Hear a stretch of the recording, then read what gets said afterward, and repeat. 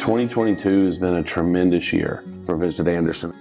It's been another record-breaking year for us. ATAX numbers, we continue to outperform from one year to the next, which is obviously a tremendous value for us because it's ultimately how we're evaluated, is based on the accommodations tax that's collected locally, and in translation that helps keep the tax base down for our local resident. The Striped Bass Challenge that we held here last January, that's an event that we host each year annually, an event that is more of a fundraiser type event, but it's a thing for Food Banks of America. They raise monetary donations and food donations to our local food banks, and I think 7 years now that we've had the Striped Bass Challenge here. So that was a big success for us to start the new year, where it didn't necessarily carry a tourism impact, but it did have a local impact. We partnered with the folks at Palmetto Boat Center and held our first annual trash tournament at Green Pond. And you say, well, what is a trash tournament? We gathered up high school and college teams from across the upstate, and even had a team from Georgia come and participate with us. And we sent the kids out in a tournament format to clean up the lake and pick up trash. And did like a half-a-day tournament. We came in, we had some industrial type scales that were brought in, and we weighed the garbage, and teams had a chance to win prizes based on the amount of trash they picked up.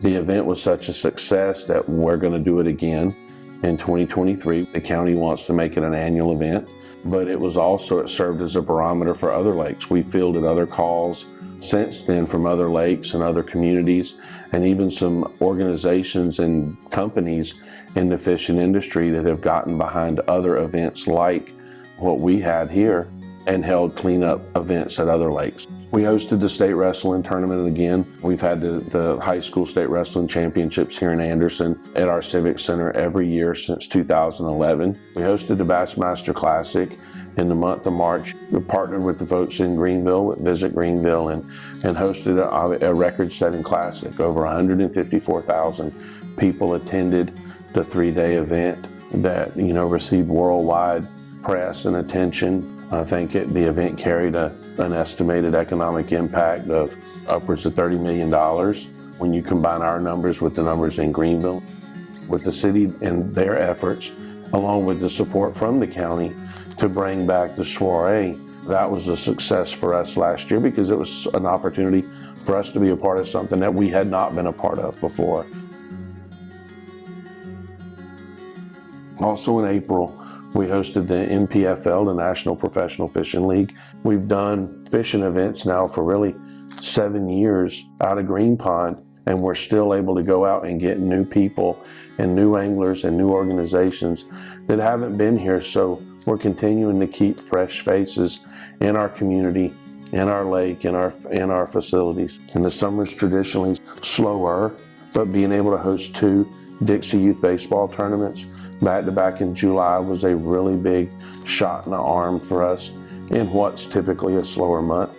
We had a Dixie Youth State Baseball Tournament, which drew teams from across the state of South Carolina in July, and then followed that up about 10 days later with the Dixie Youth World Series, which brought people here from, I think, like 11 or 12 states.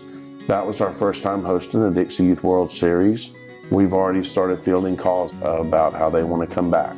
And we hosted the Bassmaster High School National Championship. That was an event that we had worked on for about 5 years to get here. And it was the first time that the High School National Championship had taken place outside of the state of Tennessee.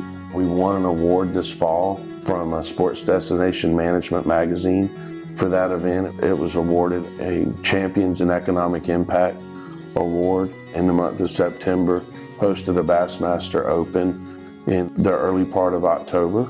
So we, being the last Open of that division, we had live television coverage during that event on the Fox Sports platform. So as we transitioned, on through the fall and into December with the Bassmaster Team Championship, that was really kind of our final event of the year, and opportunities to see a lot of growth in some of our existing events, but also opportunities to grow with new events that are going to be here next year as well.